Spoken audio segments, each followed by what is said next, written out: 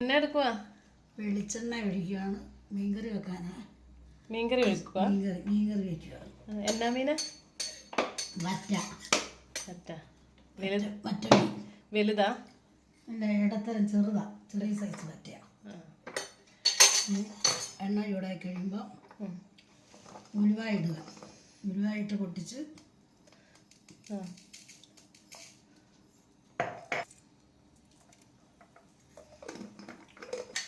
ഇഞ്ചി വെളുത്തുള്ളി പച്ചമുളക്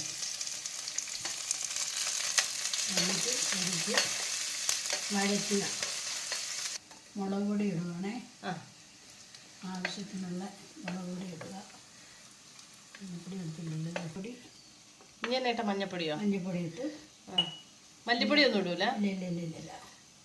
മല്ലിപ്പൊടി വേണ്ട. മീനാകുമ്പോൾ മല്ലിപ്പൊടി.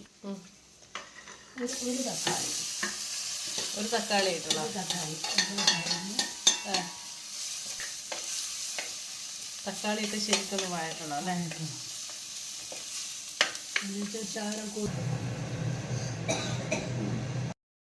റെഡിയായി.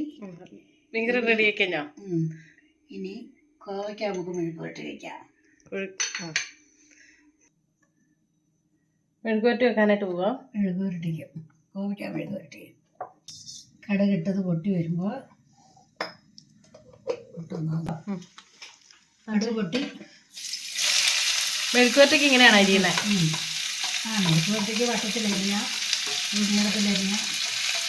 പിന്നെ എന്തൊക്കെ ചേർത്തിട്ട്? ഇതിനകത്ത് മുളക് പൊടി ചേർത്ത്. മുളക് പൊടി അറിയാം ഇതിനകത്ത്. ഉപ്പിട്ടു. ഉപ്പിട്ട് ഇടുന്നത്. ഇനി വെള്ളം ചേർക്കുമോ? വെള്ളം ചേർക്കുക. കറിവേപ്പില ഇടുവാണേ.